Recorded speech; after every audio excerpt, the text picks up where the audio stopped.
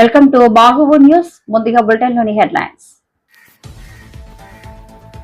Steel plant లో తొలగించిన 2000 మంది కాంట్రాక్ట్ కార్మికుల కోసం ప్రజాస్వామ్యంలో ప్రశ్నించడం తప్ప? నర్సీపట్నంలో అదృష్టమైన 13 ఏళ్ల బాలికను పోలీసులు ఆమె తల్లిదండ్రుల చెంతకు చేర్చారు. జగన్ రెడ్డి గ్రోత్ రేట్ ఘోరంగా పడిపోయిందని పచ్చి అబద్దాలు మాట్లాడడం దారుణం. అంతర్జాతీయ సైబర్ నేరగాళ్ల ముఠాను అరెస్టు చేసిన అనకాపల్లి జిల్లా పోలీసులు. అమరావతి పోలవరం బాగుపడుతుంటే చూడలేక జగన్ మళ్లీ విషం చెమ్మటం మొదలుపెట్టాడు. నెల్లూరులో రోడ్డెక్కిన MDU operators. Steel plant arch వద్ద కాంట్రాక్ట్ కార్మికుల నిరావధిక సమ్మె 4వ రోజుకు చేరుకుంది. ఆమరణ దీక్ష చేసింది మా ప్రయోజనం కోసం కాదు, స్టీల్ ప్లాంట్ లో తొలగించిన 2000 మంది కాంట్రాక్ట్ కార్మికుల కోసం. ప్రజాస్వామ్యంలో ప్రశ్నించడం తప్ప? కార్మికుల పక్షాన పోరాటం చేయడం నేరమా? అన్యాయంగా 2000 మందిని తొలగించారు అని షర్మిల అన్నారు. ఆ కార్మికులని, కాంట్రాక్ట్ ఉద్యోగస్తులని 2000 మందిని తొలగించినందుకు ఒక ప్రొసీజరు, ఓ పద్ధతి లేకుండా అకారణంగా 2000 మందిని ఉద్యోగాల నుంచి తొలగించినందుకు నేను అక్కడ ఆమరణ దీక్ష చేస్తానని కూర్చుంటే రాత్రికి పోలీసులు మమ్మల్ని లిఫ్ట్ చేయడం జరిగింది. ఎందుకని అడుగుతున్నాం? ప్రజాస్వామ్యంలో డెమోక్రటిక్గా, పీస్ఫుల్గా ప్రొటెస్ట్ చేసే అవకాశం ఈ రాష్ట్రంలో ప్రతిపక్షాలకు, ప్రజలకు ఉందా లేదా? కూటమి సర్కార్ బదులివ్వాలి. అసలు మేము ఎందుకోసం చేశాం? మా కోసం చేశామా? మా హక్కుల కోసం చేశామా? మేము చేసింది అక్కడ విశాఖ స్టీల్లో కార్మికులకు అన్యాయం జరుగుతుంది. 2000 మందిని ఉద్యోగంలో నుంచి 3 నెలల్లో తీసివేయటం జరిగింది. ఇది అన్యాయం అవునా కాదా అని ప్రశ్నించడం తప్ప? కనీసం 2000 మందిని ఉద్యోగాల నుంచి తీసేస్తే అది చంద్రబాబు గారి నోటీస్లోనైనా,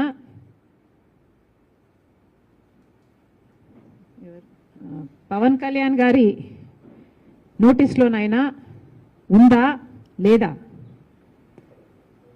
ఉంది అంటే మరి మీరు ఎందుకు స్పందించలేదు? లేదు అంటే కనీసం మేము అక్కడ దీక్ష చేస్తుంటే దానికి మీరు సమాధానం చెప్పకుండా మమ్మల్ని అడ్డుకుంటే, మమ్మల్ని లిఫ్ట్ చేస్తే మరి how is it reflecting on you?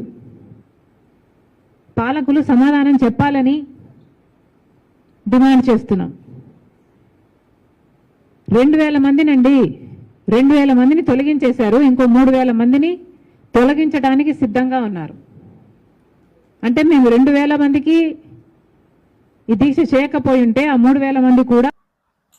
నర్సీపట్నంలో అదృష్టమైన 13 ఏళ్ల బాలికను పోలీసులు ఆమె తల్లిదండ్రుల చెంతకు చేర్చారు. డీఎస్పీ శ్రీనివాసరావు వివరాల ప్రకారం బాలిక హాస్టల్ నుంచి పాఠశాలకు వెళ్తున్న సమయంలో గత నెలలో అదృశ్యమైంది. ట్రైనీ డీఎస్పీ డాక్టర్ చైతన్య ఆధ్వర్యంలో టౌన్ సిఐ మీ అందరికీ తెలిసిన విషయమే. చిలుకుర్తి శ్రీవర్షిణి అని చెప్పేసి ఒక 13 సంవత్సరాల అమ్మాయి మన నర్సీపట్నం నుంచి హాస్టల్ నుంచి, సోషల్ వెల్ఫేర్ హాస్టల్ నుంచి తురుకబడి స్కూల్ కి వెళ్తాను అని చెప్పేసి అమ్మాయి 4 నెల 8వ తేదీ వెళ్ళిందండి. ఈ అమ్మాయి 8th క్లాస్ చదువుతుంది అమ్మాయి. ఈ అమ్మాయి నేటివ్ అయితే యలమంచిలి అమ్మాయి. వెళ్ళి అక్కడి నుంచి స్కూల్కి వెళ్ళారు. స్కూల్కి వెళ్ళకపోయేసరికి నైట్ వరకు వాళ్ళు వెతికారు, అమ్మాయి రాలేదని చెప్పేసి. తర్వాత ఎప్పుడైతే రాలేదో ఇమీడియట్ గా వచ్చి మనకి రిపోర్ట్ ఇవ్వడం జరిగింది. ఆ రోజునే మన ట్రైనీ ప్రొబేషనరీ డిఎస్పీ గారు దీన్ని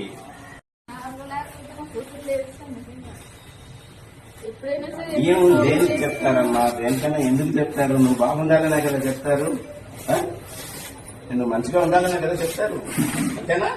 సార్ మీరు ఎప్పుడు ఏ టైంలో ఫోన్ చేసినా లిఫ్ట్ చేసి సమాధానం చెప్పి ఎక్కడికి వెళ్ళినా సరే ఫోటోలు బాగానే చేశారు. సార్ కాకపోతే నాకు ముఖ్యంగా దగ్గరికి కావాలని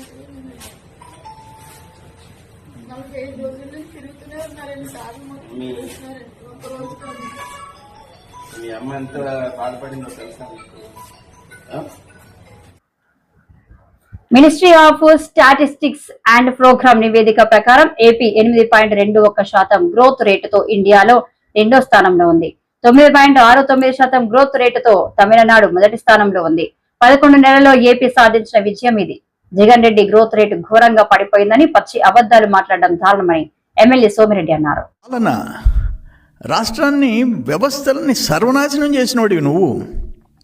వాటన్నిటినీ కవర్ చేసుకొని ట్రాక్లో పెట్టిన ప్రభుత్వం కూటమి ప్రభుత్వం, చంద్రబాబు నాయుడు గారి అనుభవం. దానికి ఇంత పచ్చి అబద్ధం చెప్తే ఎట్లా?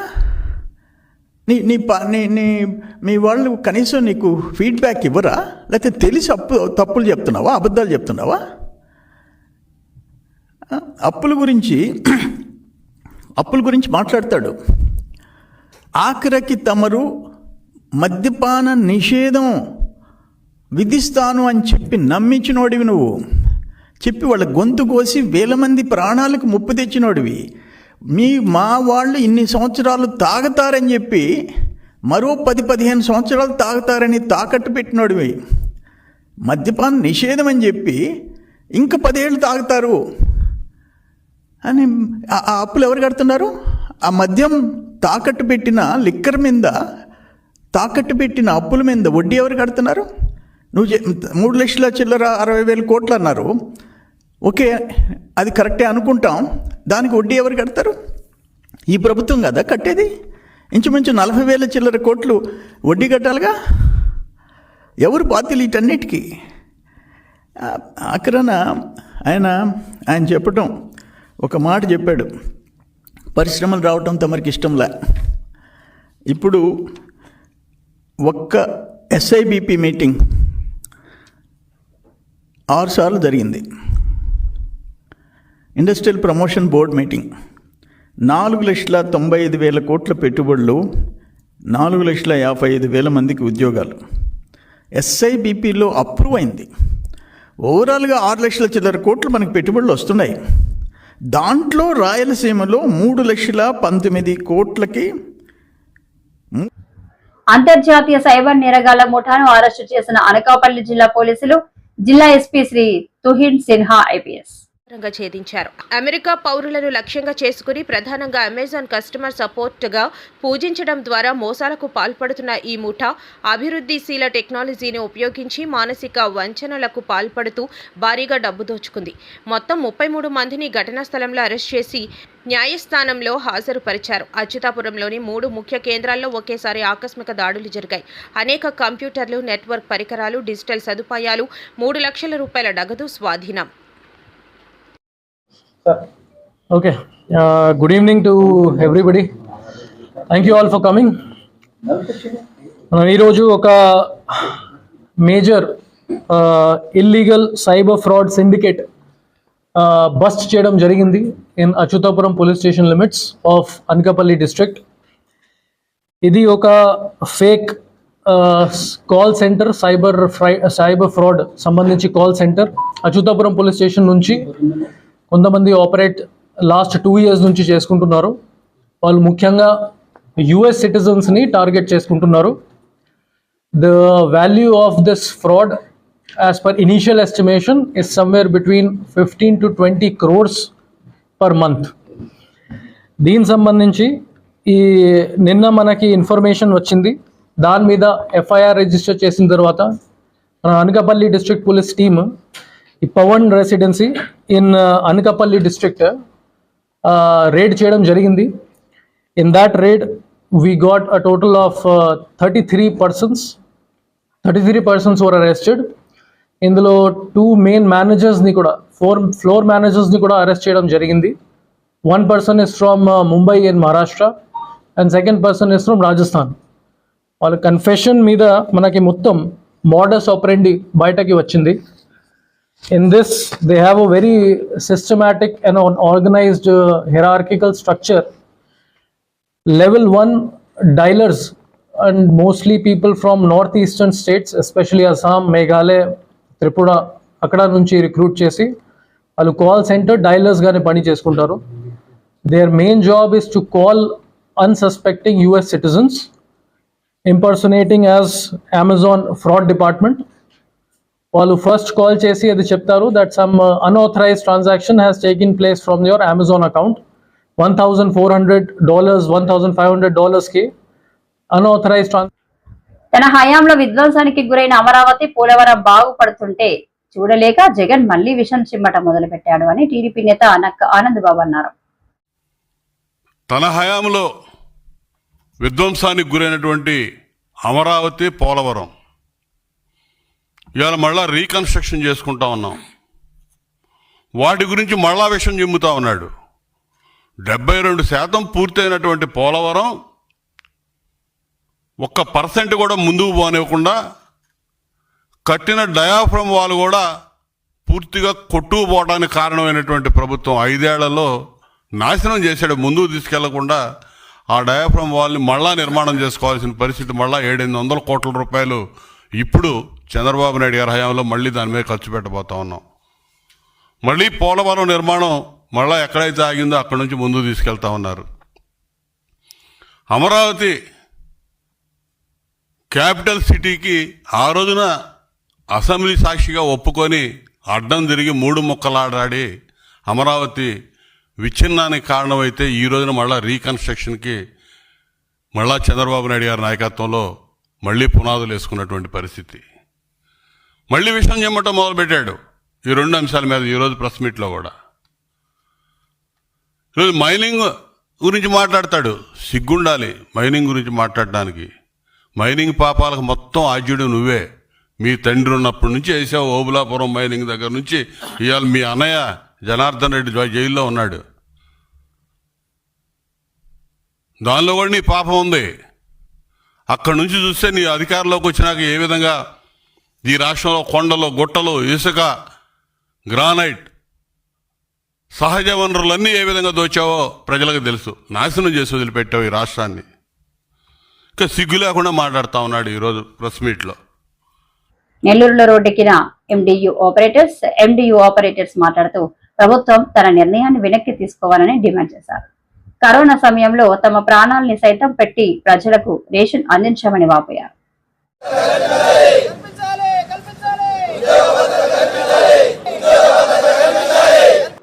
ఈరోజు ప్రధానంగా ఈరోజు అందరం కూడా రోడ్డు మీదకి రావడానికి కారణం ఈరోజు వ్యవస్థలో ఎంతో కాలంగా గత ప్రభుత్వం ఏర్పాటు చేసినటువంటి ఈ యొక్క ఎండి వ్యవస్థలో 2021లో ఫిబ్రవరి నెలలో మాకు ఈ బండి ఇవ్వడం జరిగిందండి. అందులో భాగంగా మాకు 6 సంవత్సరాలకు గాను అగ్రిమెంట్ చేసుకుని గత ప్రభుత్వం ఏదైతే ఉందో వైఎస్ఆర్సీపీ ప్రభుత్వం మాకు ఈ బండ్లు ఇవ్వడం జరిగింది. తర్వాత 9 కాలం పాటు ఏదైతే ఈ కూటమి ప్రభుత్వం వచ్చిన తర్వాత ఈరోజు నిన్న మాకు బండ్లన్నీ కూడా ఒక్కసారిగా మేము బండ్లన్నీ తీసేస్తున్నామని చెప్పి చెప్పడం కూడా జరిగింది. మమ్మల్ని ఎన్నో రకాలుగా మేము వచ్చినప్పుడు కోవిడ్ టైంలో ఉన్నామండి. అందరం రెడ్ జోన్లో కూడా చాలా కష్టపడి మా కుటుంబాలను కూడా వదిలి రోడ్డు మీదకి వచ్చి మేము పనిచేసాము. అలాంటి వ్యవస్థలోంచి ఈరోజు మమ్మల్ని అందరినీ కూడా తీసివేయడం అనేది చాలా బాధాకరమైన విషయం. మేమందరం కూడా 9,260 మంది ఎండి ఆపరేటర్లు ఉన్నాము. ప్రత్యక్షంగా పరోక్షంగా ఇంకొక 9,260 మంది ఈ వ్యవస్థలో పనిచేస్తూ ఉన్నారు. 18,500 మంది ఈరోజు రోడ్డును పడిపోయే పరిస్థితి. ఆల్రెడీ రోడ్డు మీదకి తీసుకొచ్చేసారు సార్. ఈరోజు మాకు అందరూ కూడా చాలా ఆవేదనతో ఉన్నాం సార్. ఈరోజు మాకు బండ్లు ఇచ్చేస్తాం, మీకు ఇష్ట ప్రకారం మీరు చేసుకోండి అంటే ఆ బండ్లు ఈరోజు దేనికి పనికొచ్చే పరిస్థితిలో లేవు సార్. సడన్గా ఈరోజు మాకు ఎటువంటి నోటీసు ఇవ్వకుండా ఏదైతే కూటమి ప్రభుత్వం ఉందో మా మీద ఇది నిర్ణయం తీసుకున్నారు. దీనికి గాను మేమందరం కూడా ఈరోజు నెల్లూరు రూరల్ అర్బన్కి సంబంధించిన ఎండి ఆపరేటర్లు ఈరోజు ప్రెస్ మీట్ ఏర్పడడం జరిగింది. అదేవిధంగా రేపు కలెక్టరేట్ ఎదురుగా జిల్లాలో ఉన్నటువంటి అన్ని మండలాలను కలుపుకొని మేమందరం కూడా పెద్ద నిరసన తెలియజేస్తున్నాము. అదేవిధంగా ఏదైతే ఈ కూటమి నిర్ణయం తీసుకుందో దాన్ని వెనక్కి తీసుకోకపోతే మా కుటుంబాలు కూడా రోడ్డు మీదకి వచ్చి ఖచ్చితంగా కూడా నిరసన తెలియపరుస్తామని చెప్పి ఖచ్చితంగా కోరుకుంటున్నాం. అదేవిధంగా మాకు సపోర్ట్ చేసేటటువంటి మిగతా ఏవైతే శాఖలు ఉన్నాయో కూడా వాళ్ళందరూ కూడా సిపిఎం కానీ సిపిఐ కానీ మిగతా ఏ పార్టీలైనా కూడా పార్టీలకు అతీతంగా మేమంతా పేదవాళ్ళం అండి, మా కోసం సపోర్ట్ చేయండి, మీరందరూ సపోర్ట్ చేసి మమ్మల్ని మళ్ళీ వెనక్కి తీసుకునే దిశగా మమ్మల్ని ఉంచాలి, తీసుకోవాలని చెప్పి కూటమి ప్రభుత్వాన్ని కోరుతున్నామండి. అదేవిధంగా కూటమి ప్రభుత్వం పేదల ప్రభుత్వం ఉన్నారండి. అదే పేదలను ఈ రోజు తీసుకొచ్చి రోడ్డు మీద నిలబెట్టాడు సార్. ఈ రోజు రేపటి నుంచి మేము ఏదైనా పని చేసుకోవాలన్నా, ఏం చేసుకోవాలన్నా, ఇంటి బాడు కట్టుకోవాలన్నా, కరెంటు బిల్లు కట్టుకోవాలన్నా, పిల్లలు ఎదిగిన స్థాయిలో ఉన్నారు, చిన్న బిడ్డలు ఉన్నారు, మేమందరం కూడా ఈ రోజు రోడ్డు మీదకి వచ్చే పరిస్థితి తీసుకొచ్చేసారు సార్.